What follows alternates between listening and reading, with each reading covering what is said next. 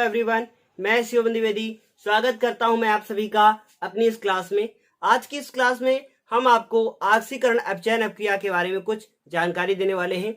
ये दोनों अपक्रियाएं, पहले तो हम आपको बता दें कि दोनों अपक्रियाएं अलग अलग हैं। आक्सीकरण अपक्रिया अलग है और अपचयन अपक्रिया अलग है, लेकिन एक तीसरी अपक्रिया भी होती है जिसका नाम होता है आक्सीकरण अपचयन अपक्रिया, जो कि आप अगली क्लास में पढ़ेंगे। तो यहाँ पे हम आपको बताएंगे कि आक्सीकरण अपक्रिया क्या होती है और अपचयन अपक्रिया क्या होती है। साथ ही साथ इस नोट्स के माध्यम से भी हम आपको समझाते रहेंगे। तो सबसे पहले यहाँ हम लिखते हैं आक्सीकरण, और जो भी अंतर होगा वो हम यहाँ पे लिखते हुए चले जाएंगे ताकि आप बहुत आसानी से ये अपक्रिया सीख सकें। तो आक्सीकरण, और इधर हम लिखते हैं अपचयन। बहुत ध्यान से देखिएगा, बहुत ही ज्यादा इंपॉर्टेंट है दोनों अपक्रियाएं। एक तरफ आक्सीकरण, दूसरी तरफ अपचयन, और इनको हम कुछ हिस्सों में बांट देंगे और इस नोट्स से जब आप कंपेयर करेंगे तो आपको बहुत आसानी से ये अपक्रियाएं याद हो जाएंगी।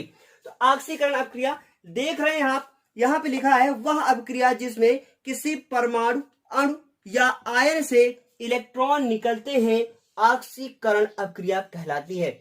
हम आपसे पूछे कि आप कहें आक्षी, क्या हुआ? इलेक्ट्रॉनों का त्याग हुआ। आक्षी मतलब आपने छींका, तो छींकने में क्या हुए? इलेक्ट्रॉन निकले। तो इसका मतलब क्या हुआ? वह रासायनिक अपक्रिया जिसमें इलेक्ट्रॉनों का त्याग होता है आक्सीकरण अपक्रिया कहलाती है। तो क्या मिल गया? पहला पॉइंट मिल गया कि इलेक्ट्रॉन, ऐसे आप लिख सकते हैं, ई बना के उसके ऊपर डैश लगा दिया, या माइनस चार्ज होता है इसलिए ऐसे लिखा गया। तो क्या लिख दिया? इलेक्ट्रॉनों का त्याग होता है इस अपक्रिया में। तो ये हो गया हमारा पहला पॉइंट। बहुत ध्यान से देखिएगा, बहुत ही ज्यादा इंपॉर्टेंट है, लेकिन आप इसे एग्जाम्पल के माध्यम से भी अभी अभी समझते हुए चले।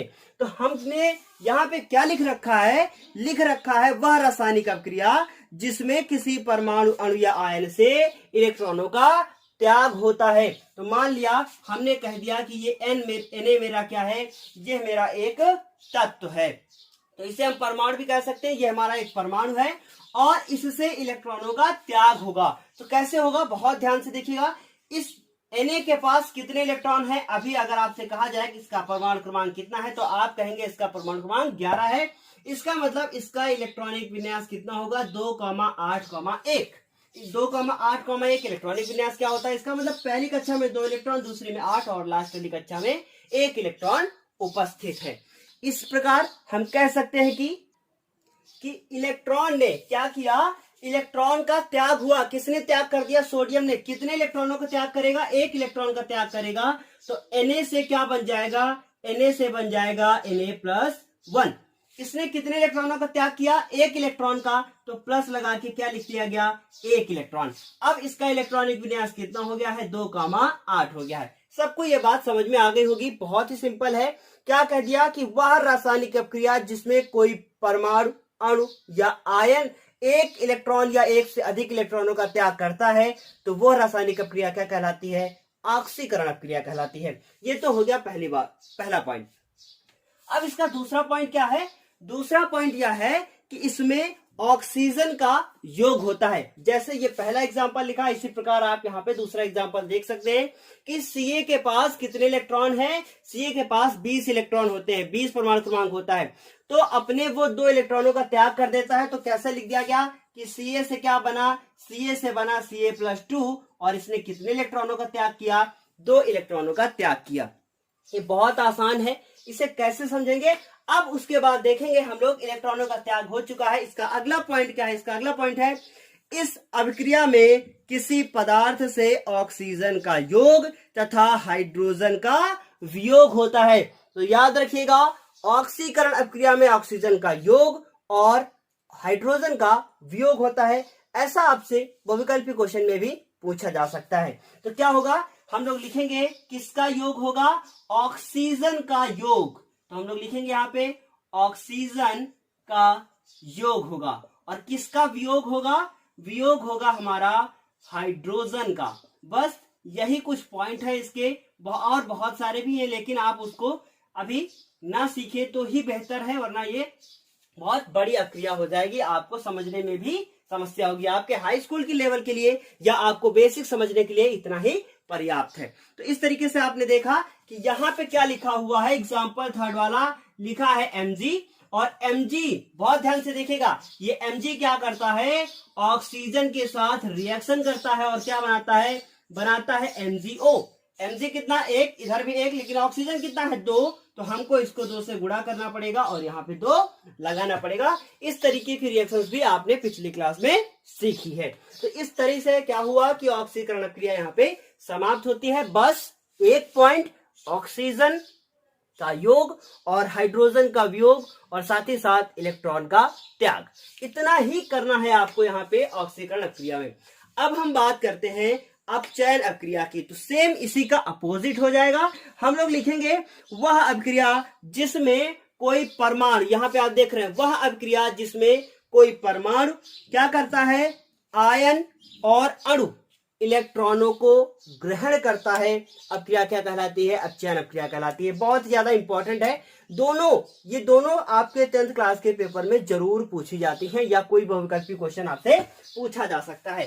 तो आपने देख लिया कि ऑक्सीकरण अभिक्रिया क्या हुई। अब हम बात करेंगे अपचयन अभिक्रिया के बारे में। तो इसी का उल्टा होगा, क्या होगा, इलेक्ट्रॉन का ग्रहण। अब इसको आप समझिएगा, बहुत ध्यान से देखिएगा। पहला एग्जाम्पल क्या लिखा हुआ है, पहला एग्जाम्पल आपका लिखा हुआ है Cl।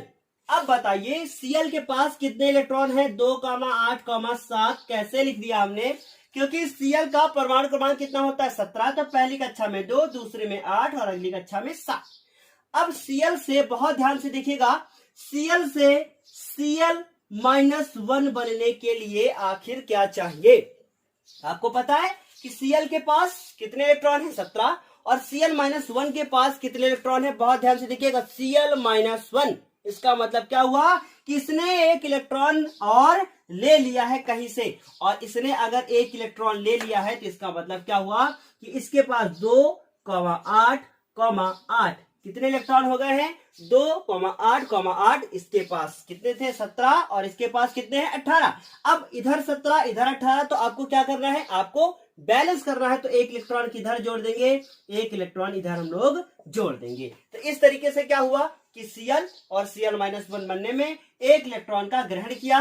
किसने ग्रहण किया, इस Cl ने एक इलेक्ट्रॉन का ग्रहण किया। और इससे पहले वाले जब यहाँ पे इलेक्ट्रॉन का त्याग हुआ था तो आपने देखा था कि सोडियम ने क्या किया था, सोडियम ने एक इलेक्ट्रॉन का त्याग किया था। इस तरीके से ये हमारा पहला एग्जाम्पल कंप्लीट हुआ, और पहले एग्जाम्पल के थ्रू आपने जाना कि कैसे इलेक्ट्रॉन का ग्रहण होता है। लेकिन यदि एक और टेढ़े मेढ़े एग्जाम्पल के साथ हम लोग इसको समझें तो देखिए क्या है कि लिखा हुआ है Na+1, और ये एक इलेक्ट्रॉन का ग्रहण कर रहा है और क्या बना रहा है Na। अब इसे कैसे आप समझेंगे, Na+1 इसका मतलब एक इलेक्ट्रॉन का Na त्याग कर चुका है और इसके पास अब कितने इलेक्ट्रॉन है, 10। कैसे पता चला, क्योंकि इसका परमाणु क्रमांक कितना होता है, 11। एक त्याग कर चुका है तो कितने हैं, 10। अब आप बताइए 10 हैं और इसके पास कितने होने चाहिए, इसके पास कोई चार्ज है क्या, नहीं। चार्ज का मतलब इसके ऊपर कोई प्लस माइनस है क्या, बिल्कुल भी नहीं है ना। तो इसका मतलब इसके पास कितने इलेक्ट्रॉन है, 11।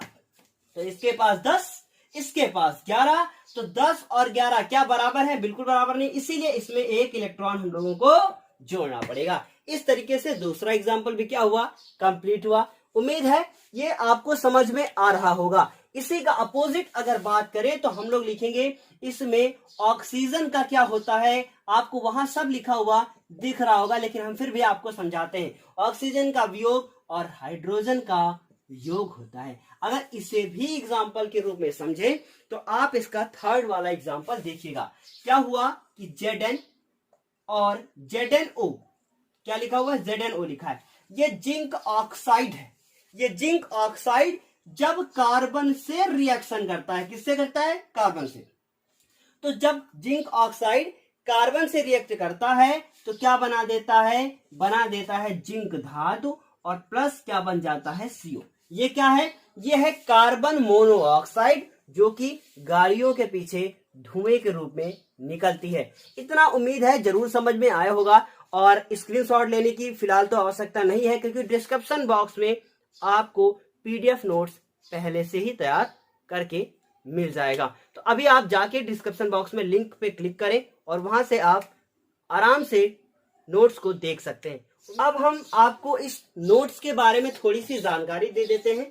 नोट्स का जो पहला पॉइंट है वो है कि आक्सीकरण अपक्रिया को उपचयन अपक्रिया भी कहते हैं। पेपर में कभी कभी पूछ लिया जाता है कि उपचयन और अपचयन अपक्रिया में क्या अंतर है, तो आपको यही दोनों अपक्रियाओं के बारे में लिख देना है बीच में लाइन खींचकर। तो याद रखिएगा, आक्सीकरण अपक्रिया का दूसरा नाम उपचयन अपक्रिया भी होता है। और दूसरा और तीसरा जो आपको नोट वहां पे दिख रहा है, इसे हम आपको थोड़ा सा समझा देते हैं क्योंकि ये बहुत ही ज्यादा इंपॉर्टेंट है। तो क्या है आक्सीकरण और दूसरा क्या है अपचयन।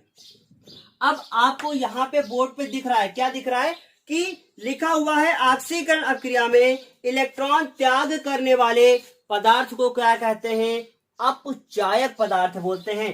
यानी कि जो त्याग करता है उसे क्या कहते हैं, अपचायक कहते हैं। क्या कहते हैं, अपचायक कहते हैं। और जो बहुत ध्यान से देखिएगा, जो त्याग करता है उसे अपचायक कहते हैं और जो ग्रहण करता है उसे आक्सीकारक कहते हैं। क्या कहते हैं, आक्सीकारक कहते हैं। आप थंबनेल में देख रहे होंगे लिखा होगा, अब इसको हम यहां से हटाते हैं, आप थंबनेल में देख रहे होंगे कैसे लिखा होगा, लिखा होगा आक्सीकरण। इसका मतलब भी समझा दे, बहुत बस आप यहां से देख लीजिएगा, आक्सीकरण और फिर लिखा है अपचयन और आक्सीकरण डैश लगा हुआ है। आक्सीकरण का मतलब क्या होता है, त्याग होता है और इसका क्या मतलब होता है, ग्रहण होता है। क्या ग्रहण होता है, इलेक्ट्रॉन ग्रहण। और यहाँ पे हम इलेक्ट्रॉन और यहाँ पे इलेक्ट्रॉन भी दिखा देते हैं। आक्सीकरण इलेक्ट्रॉन त्याग, अपचयन इलेक्ट्रॉन ग्रहण।